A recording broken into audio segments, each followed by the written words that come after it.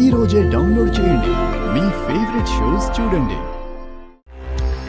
పిన్ని, మీరేం టెన్షన్ పడకండి. దర్శన్ శరణ్య ఏదో ఒక పనిలో ఎక్కడో ఆగిపోయి ఉండొచ్చు. అక్కడ ఫోన్ సిగ్నల్స్ లేకపోయి ఉండొచ్చు. అంతేకాని ఇంకే ప్రాబ్లం అయి ఉండదు. రోహిత్, నాకు ధైర్యం చెప్పడానికి ఇలా చెప్తున్నావు గానీ నీకు మాత్రం లోపల టెన్షన్ లేదా? ఇక్కడ మీరు ఎంత టెన్షన్ పడ్డా పోయిన ప్రాణాలు తిరిగి రావు. మహా అయితే దర్శన్ వస్తాడు, కూడా చచ్చిన శరణ్య శవాన్ని తీసుకొస్తాడు. పిన్ని, నేను ఇప్పుడే వెళ్ళి మిస్సింగ్ కంప్లైంట్ ఇచ్చొస్తాను. సరే నాన్నా.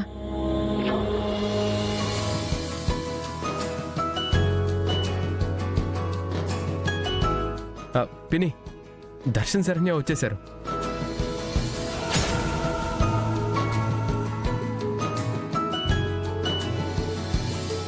వచ్చేసారేంటి?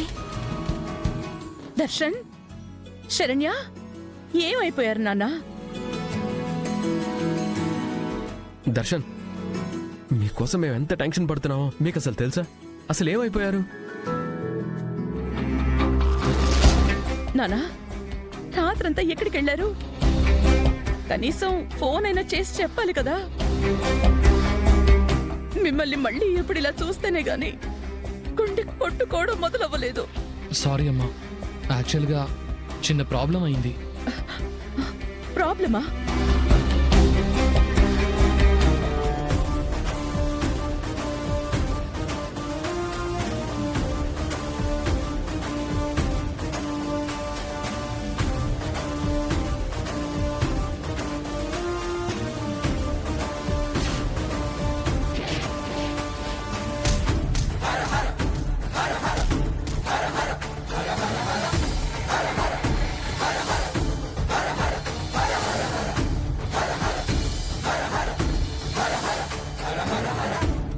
ఇంత దారుణానికి ఎవరు ఒడిగట్టుంటారు?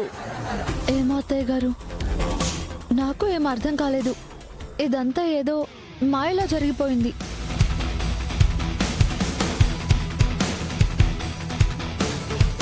ఇదెవరో కావాలని చేసిన కుట్రే. సరే, మీరు ముందు లోపలికి వెళ్ళి ఫ్రెష్ అవ్వండి. వెళ్ళండి.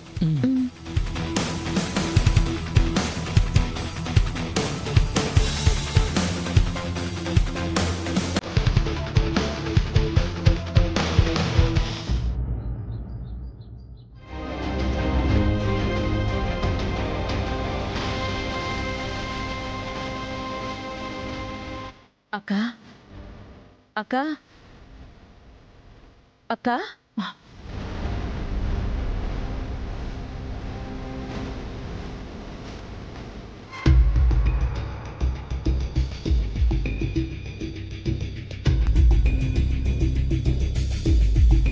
ఏంటక్క ఈ టైంలో పడుకున్నావేంటి?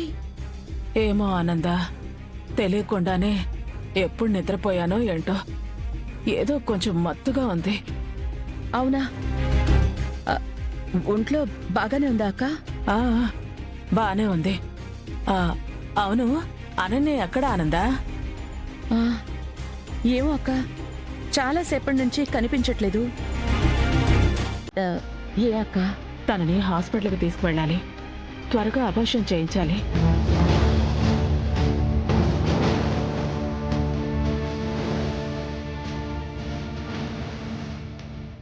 అబార్షన్ ఏంటక్క? ఏమైంది? అది నేను తర్వాత చెప్తాను ఆనంద. అసలు తను ఎక్కడెప్పుడు? అత్తయ్య గారు,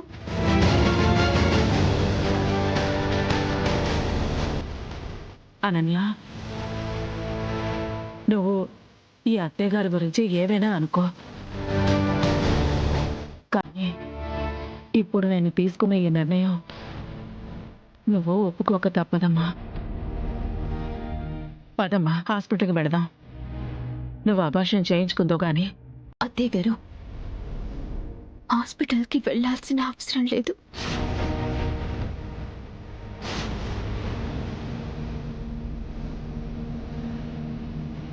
డాక్టర్ గారు,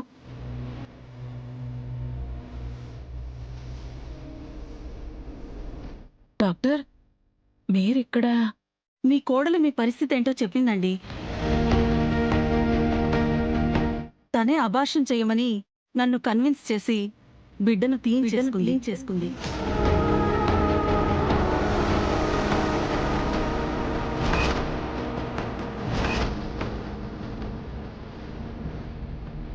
ఏంటి డాక్టర్ మీరు చెప్పేది? ఇదిగోండి అబార్షన్ చేసిన రిపోర్ట్.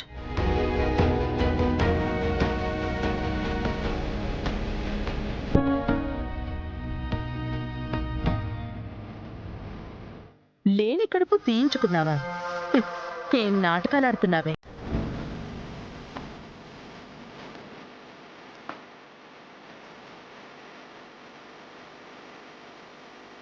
అనన్య, ఇచ్చిన మెడిసిన్స్ 1 వారం పాటు క్రమం తప్పకుండా వాడాలి, సరేనా?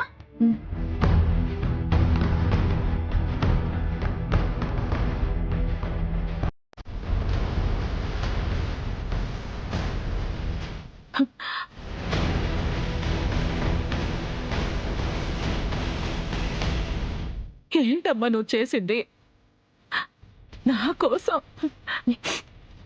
నాకు మీకంటే ఏది ఎక్కువ కాదు అత్తయ్య గారు.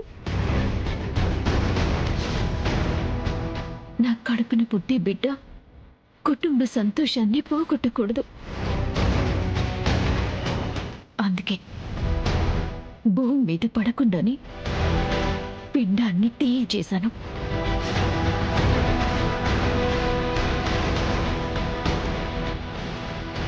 తల్లిగా బిడ్డని దూరం చేసుకోలేక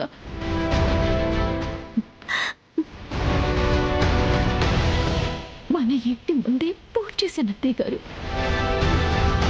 మొక్క నాటాను. ఆ మొక్క పెరిగే కొద్దీ నా బిడ్డ ఎదుగుతున్నాడు అనుకుంటాను.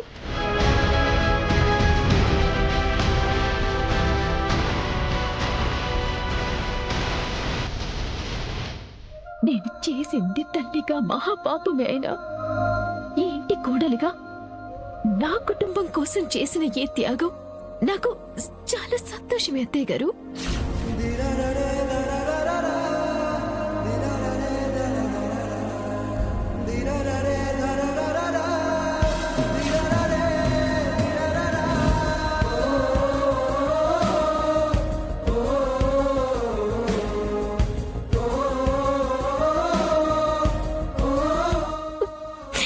ఎంత గొప్పదానివమ్మా!